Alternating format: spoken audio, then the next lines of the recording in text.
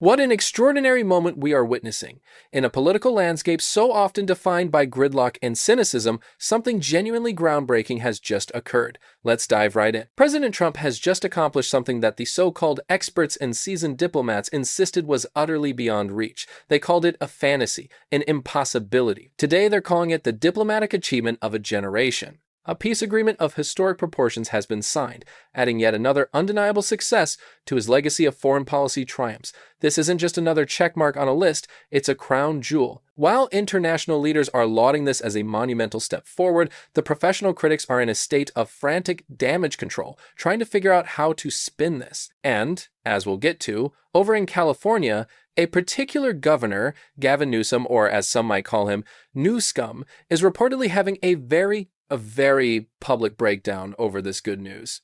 It's quite a spectacle. As always, I'm going to break down precisely what took place, what this means for our nation and for global stability, and, of course, we will dissect the wildly different narratives being pushed by both sides of the aisle, because that's the reality of our media environment. Let's get to it. But first, let's set the scene. You have to grasp the magnitude of the moment this all unfolded. At the White House, President Donald J. Trump stood as the mediator, the central figure bringing together two nations that have been bitter rivals for decades. He announced a formal peace accord between Prime Minister Nikol Pashinyan of Armenia and President Ilham Aliyev of Azerbaijan. Think about that. Actual peace. An end to hostility. It's something that any rational person would celebrate as a victory for the world. It's frankly baffling that anyone could find a reason to object to this, to see this as anything other than a profoundly positive development. But here we are. So, this afternoon, beneath the historic chandeliers of the White House, President Trump facilitated a meeting between two men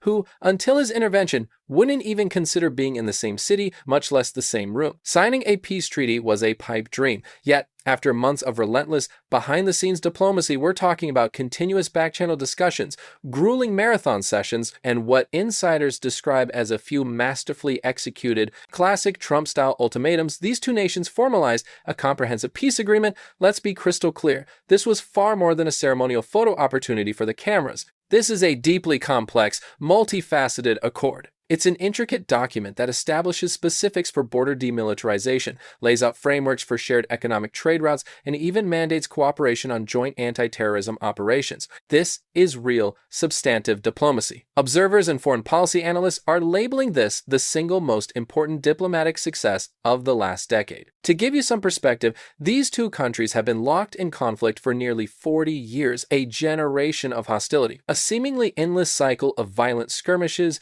failed negotiations, and pervasive, deep-seated mistrust at every single turn. It was an intractable situation. And now, in what feels like the blink of an eye, they have formally committed to establishing embassies, exchanging official ambassadors, and launching immediate bilateral trade. This is an absolute win. The applause in the East Room was thunderous, and you could almost feel the weight of history in the air. Even some of President Trump's most vocal and persistent detractors had to begrudgingly admit that this was a massive accomplishment, one they simply couldn't ignore. Almost instantly, however, the global response fractured along predictable political fault lines. Our allies across Europe and Asia were quick to release statements of congratulation, praising the United States for its leadership in pacifying a dangerously volatile part of the world. The Prime Minister of Israel hailed it as a blueprint for peace in our modern age. Meanwhile, officials at NATO quietly suggested that this agreement could significantly lighten their military commitments in the region, freeing up vital resources to address other urgent security challenges. But then came the other side. The critics, as expected, immediately went on the attack. Progressive groups in Europe cried that the deal was supposedly too favorable to one side. Certain DC-based think tanks, who never saw a deal they didn't want to complicate, claimed it might disrupt other delicate regional power balances. I suppose you can never make everyone happy, can you? Especially when their primary goal is to find fault. Over at the United Nations, there was a show of polite applause, but sources say that behind the scenes, diplomats were absolutely floored. They were stunned by the sheer speed and efficiency with which this agreement was finalized. Social media, of course, erupted into a firestorm. Supporters of the president celebrated it as irrefutable proof of his unique leadership style, while the usual cast of detractors immediately began shouting that it was just a temporary photo op and that it would never last. The same old tired arguments from the negative Nancy brigade. But here's the bottom line. Regardless of your political leanings, no one can honestly dispute that something truly historic has just transpired. And whether you despise President Trump or not, whether you subscribe to the Orange Man bad theory, the fact remains that America was at the very heart of this success because of his direct actions. The White House communications team made sure to hammer this point home, plastering social media with a simple, powerful message in bold letters, "The President of Peace," a title well earned today. And that brings us to Governor Gavin Newsom of California. While the world was reacting, Newsom was attending a climate policy event. Reporters approached him and asked for his take on this landmark peace agreement. What happened next can only be described as a complete and total political meltdown. Looking visibly agitated and frustrated, Newsom launched into a tirade, claiming the agreement was short-sighted, reckless, and a distraction from domestic crises. He then had the audacity to accuse President Trump of engaging in political theater instead of focusing on problems at home. It was an astonishingly tone-deaf performance. You could practically hear the collective cringe from the press corps, and I don't blame them. Here is a man who is actively trying to position himself as a serious contender for the presidency. That's his game plan. He's been on a whirlwind tour of podcasts and talk shows, desperately trying to craft a new, more presidential image for himself, but this response wasn't a measured, cautious critique. It wasn't articulate or poised. It was a raw, full-throated, emotional attack. And why is this so significant? Because, as I mentioned, he has his eyes on 2028.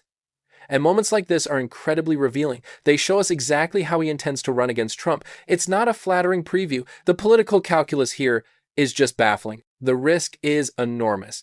When the entire world is largely celebrating a peace deal, when allies are applauding, perhaps it's wise to keep your most bitter and partisan opinions to yourself, especially if you aspire to be the leader of the free world. Because that kind of visceral negative reaction isn't going to play well outside of his progressive bubble in California, Mr. Governor. In fact, reports are already surfacing that even some Democrats have privately conceded that the optics of his outbursts were, to put it mildly, not great. His reaction was raw, it was reactive, and it was undeniably personal. It was a major unforced error. So, if you were channel surfing tonight, you would be forgiven for thinking you were witnessing two completely separate realities, a veritable tale of two cities. On the conservative networks, you saw comprehensive wall-to-wall coverage. They showed live feeds of the signing, complete with slow-motion replays of the handshakes and endless photos. Their panels of experts were declaring the dawn of a new era in diplomacy. They pulled out every single stop.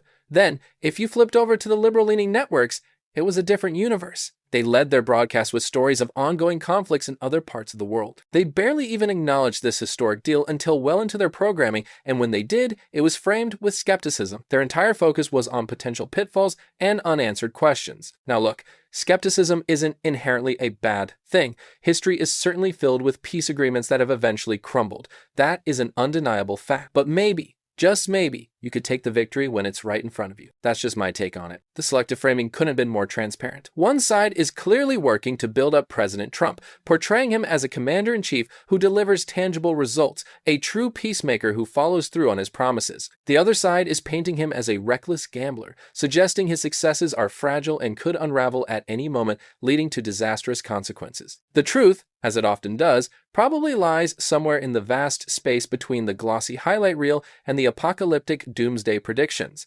But let there be no mistake about it. This moment will be remembered, and it will be weaponized in political narratives for many years to come. And make no mistake, this is about more than just foreign policy. When you strip it all down, what you have here is pure political ammunition. President Trump and his supporters now possess a concrete, tangible victory to brandish on the campaign trail, and it's perfectly timed for the upcoming 2026 midterm elections. This is the kind of achievement that resonates deeply with voters who crave American strength on the global stage but are tired of endless, costly wars. You can bet everything you have that you will hear about this in every single campaign speech from now until Election Day, especially from senators who find themselves in tight races. This will be the centerpiece of their ads. They'll draw a direct line saying, just like President Trump, who brokered peace between these two warring nations, I too stand against endless conflict. It will be in every ad, every soundbite. It is going to be used, and frankly, it should be.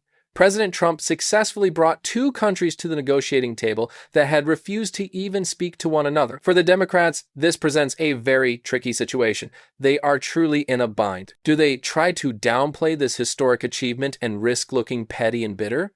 Or do they acknowledge it and, in doing so, hand a massive victory to their chief political rival? Either choice carries significant risk, and the timing is everything. With election season about to go into high gear, a foreign policy success of this magnitude could be enough to sway undecided voters, particularly in crucial swing states where having a credible commander-in-chief still matters a great deal. This also puts other Republican hopefuls in a difficult position, forcing them to tread very carefully. If they choose to attack Trump on this particular issue, they risk alienating the very base of voters they need to win. It has become a political hot button, and pressing it comes with immense risk. Props to any who dare, but they do so at their own political peril, because a vast number of people see this for what it is, a major win. The political battlefield has just become infinitely more complex.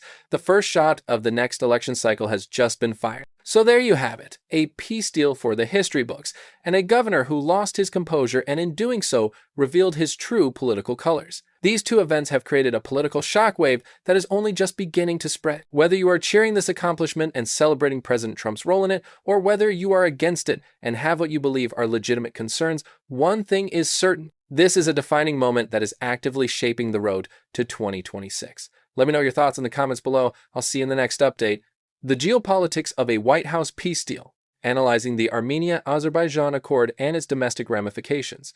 The announcement of a comprehensive peace accord between Armenia and Azerbaijan, brokered under the auspices of the White House, represents a significant development in one of the world's most protracted frozen conflicts. For nearly 40 years, the two Caucasus nations have been locked in a state of hostility, primarily over the disputed region of Nagorno-Karabakh. The signing of a multifaceted agreement on American soil is an event with profound and complex implications that extend far beyond the immediate region. A thorough analysis requires a multi-layered approach, examining the deal's geopolitical significance, its potential economic consequences, and its potent role within the hyper-partisan landscape of American domestic politics. This essay will deconstruct these three critical dimensions to provide a holistic understanding of the Accord's potential legacy, geopolitical, and regional implications. At its core, the agreement aims to de-escalate a conflict that has repeatedly erupted into violent warfare, causing tens of thousands of casualties and displacing hundreds of thousands over several decades. From a diplomatic standpoint, proponents of the deal argue that it showcases a potent, if unconventional, model of American leadership. By directly engaging the leaders of both nations, the Trump administration achieved a breakthrough where traditional multilateral diplomatic efforts, such as those by the OSCE Minsk Group, had stalled for years. The Accord's provisions, including border demilitarization, the establishment of formal diplomatic relations through embassies, and joint anti-terror operations, represent, on paper, a foundational framework for lasting peace and regional stability. Furthermore, a successful and durable peace between Armenia and Azerbaijan could recalibrate the balance of power in the South Caucasus, a region of immense strategic importance where Russia, Turkey, and Iran have long vied for influence. A stable, economically integrated corridor connecting the Caspian Sea to Turkey and Europe could potentially reduce the region's dependence on Russia, which has historically leveraged its role as a security arbiter to maintain its sphere of influence. For Western interests, this presents an opportunity to foster a more Euro-Atlantic-oriented regional bloc. However, critics and regional experts urge caution, raising significant questions about the agreement's long-term viability. Peace deals brokered by external powers, particularly those driven by the political objectives of a single administration, can be fragile. The central challenge remains whether the accord genuinely addresses the root causes of the conflict, namely the status of Nagorno-Karabakh and the deep-seated ethnic animosity, or merely imposes a top-down solution with sufficient buy-in from the respective populations. The success of such an agreement is contingent not on the signing ceremony, but on the painstaking, years-long process of implementation, reconciliation, and verification. A failure to address underlying grievances could lead to the accord's collapse, potentially creating a power vacuum that more aggressive regional actors could exploit. Economic dimensions and consequences. The economic implications of the Armenia-Azerbaijan peace accord are potentially transformative. The long-standing conflict has severely hampered economic development, deterred foreign investment, and prevented the establishment of crucial transnational infrastructure. The agreement's mention of shared trade routes is arguably its most significant economic component. A secure and open trade corridor across the South Caucasus would create a vital land bridge between Central Asia and Europe, offering a strategic alternative to routes that pass through Russia or Iran. This could unlock billions of dollars in economic potential. For Europe, it offers the prospect of enhanced energy security with new pipeline routes for Caspian Sea oil and gas that are not subject to Russian control. For Azerbaijan, it provides a more direct path to Western markets for its vast energy resources.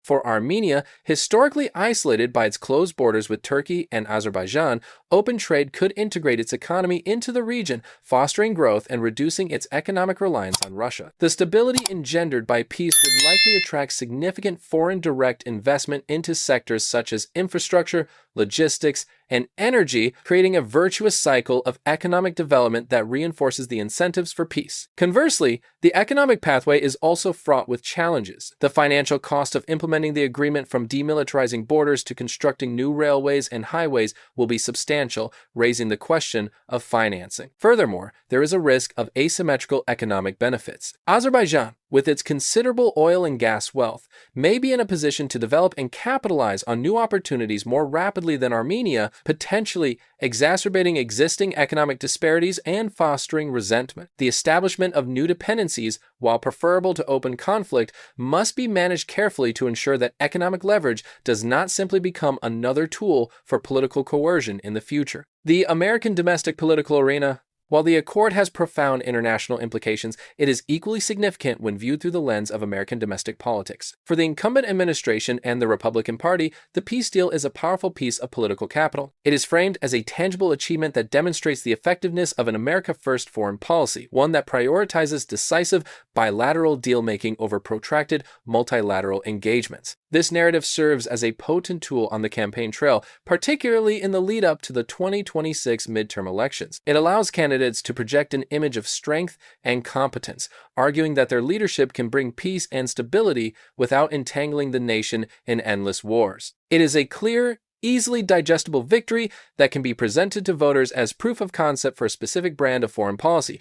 On the other side of the political spectrum, the reaction from figures like California Governor Gavin Newsom exemplifies the Democratic critique. This perspective reframes the accord not as a genuine diplomatic breakthrough, but as political theater, a well-timed spectacle designed to distract from pressing domestic issues and generate positive media coverage. The argument posits that the administration's focus on a foreign conflict is a calculated deflection from internal problems such as the economy, healthcare, or social issues. This critique questions the motivation behind the deal, suggesting it was driven more by a desire for a political win than by a long-term commitment to peace in the Caucasus. This narrative appeals to a segment of the electorate that prioritizes domestic policy and is inherently skeptical of the administration's foreign policy objectives. This sharp divergence in interpretation highlights the extreme polarization of the American media landscape. As the original video's analysis suggests, the event was covered as two entirely different stories.